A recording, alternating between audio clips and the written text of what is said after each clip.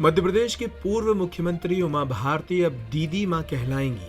17 नवंबर को उमा भारती को संन्यास लिए 30 साल पूरे हो रहे हैं। इस संबंध में पूर्व सीएम ने एक एक कर करीब 17 ट्वीट किए हैं। इनमें उन्होंने बचपन से लेकर संन्यास लेने, राजनीतिक और पारिवारिक पृष्ठभूमि के बारे में कई अहम बातें लिखी हैं। उमा ने परिवारजनों को सभी संबंधों से मुक्त करने और खुद के भी पारिवारिक बंधनों से मुक्त होने की बात कही है। उमा ने 17 नवंबर 1992 को अमरकंटक में दीक्षा ली थी। उमा भारती ने ट्वीट करते हुए लिखा कि मेरी संन्यास दीक्षा के समय पर मेरे गुरु ने मुझसे एवं मैंने अपने गुरु से 3 प्रश्न किए थे। उसके बाद ही संन्यास की दीक्षा हुई। मेरे गुरु ने मुझसे जो 3 प्रश्न किए थे वह इस प्रकार हैं। उन्होंने बताया कि गुरु ने पूछा, 1977 में आनंदमयी मां के द्वारा प्रयाग के कुंभ में ली गई ब्रह्मचर्य दीक्षा का क्या मैंने अनुसरण किया? क्या प्रत्येक गुरु पूर्णिमा को मैं उनके पास पहुंच सकूंगी? और तीसरा प्रश्न था, मठ की परंपराओं का आगे अनुसरण कर सकूंगी या नहीं? तीनों प्रश्नों के उत्तर मैंने स्वीकारोक्ति के साथ दिए और इसके बाद मैंने भी अपने गुरु से 3 प्रश्न किए। मैंने पूछा, क्या उन्होंने ईश्वर को देखा है? क्या मठ की परंपराओं के अनुसरण में मुझसे भूल हो गई तो मुझे क्षमादान मिलेगा? क्या मुझे आज से राजनीति त्याग देनी चाहिए? पहले दोनों प्रश्नों के अनुकूल उत्तर गुरुजी को द्वारा मुझे दिए गए, लेकिन तीसरे प्रश्न का उत्तर उनका जटिल था। उमा भारती बताती हैं कि मेरे परिवार से संबंध रह सकते हैं, किंतु करुणा एवं दया, मोह या आसक्ति नहीं होनी चाहिए। साथ ही देश के लिए राजनीति करनी पड़ेगी। राजनीति में मैं जिस भी पद पर रहूं, मुझे एवं मेरी जानकारी में सहयोगियों को रिश्वतखोरी और भ्रष्टाचार से दूर रहना होगा। इसके बाद मेरी संन्यास दीक्षा पूर्ण हुई। मेरा मुंडन हुआ, मैंने स्वयं का पिंडदान किया, मेरा नया नामकरण संस्कार हुआ। मैं उमा भारती की जगह उमा श्री भारती हो गई। उमा भारती ने लिखा कि मैं जिस जाति, कुल और परिवार में पैदा हुई उस पर मुझे गर्व है। मेरे निजी जीवन व राजनीति में मेरा आधार और सहयोगी मेरा परिवार रहा।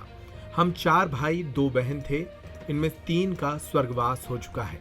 पिता गुलाब सिंह लोधी खुशहाल किसान थे। माँ बेटी बाई कृष्ण भक्त सात्विक जीवन जीने वाली महिला थी। मैं घर में सबसे छोटी हूँ।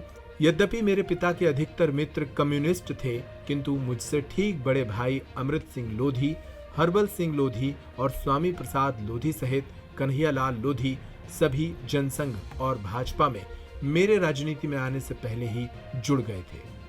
उमा भारती आगे लिखती हैं कि मेरे अधिकतर भतीजे बाल स्वयंसेवक हैं। मुझे गर्व है कि मेरे परिवार ने ऐसा कोई काम नहीं किया जिससे मेरा सिर लज्जा के कारण झुके। उमा ने यह भी लिखा कि संयोग से जैन मुनि आचार्य विद्यासागर महाराज भी कर्नाटक के हैं और उन्हीं की आज्ञा के अनुसार अब वे सब कुछ त्याग रही हैं। उन्होंने कहा कि अब वे दीदी माँ कहलाना पसंद करेंगी। मैं सबसे पहले तो आपको धन्यवाद दे रही हूँ कि आपने मुझे दीदी माँ नाम से उच्चारित कर दिया, क्योंकि विद्यासागर महाराज का कहना है, आप विद्यासागर महाराज को जानते होंगे, बहुत प्रतिष्ठावान व्यक्तित्व है उनका भारत में संतों में, कि मुझे अब और किसी से संबोधन से बोला नहीं जा सकता दीदी माँ के अलावा, और मुझे आज्ञा दे दी है।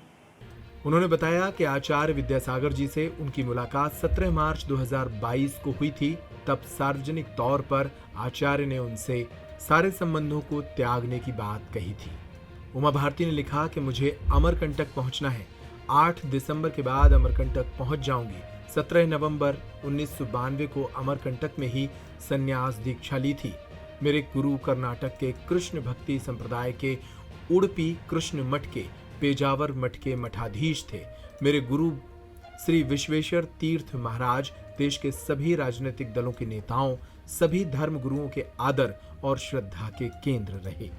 उमा भारती ने अपने दीक्षा कार्यक्रम का भी जिक्र किया और बताया कि राजमाता विजया राधे सिंधिया के अनुरोध पर तब अविभाजित मध्य प्रदेश के अमरकंटक आकर उन्होंने संन्यास की दीक्षा मुझे दी थी।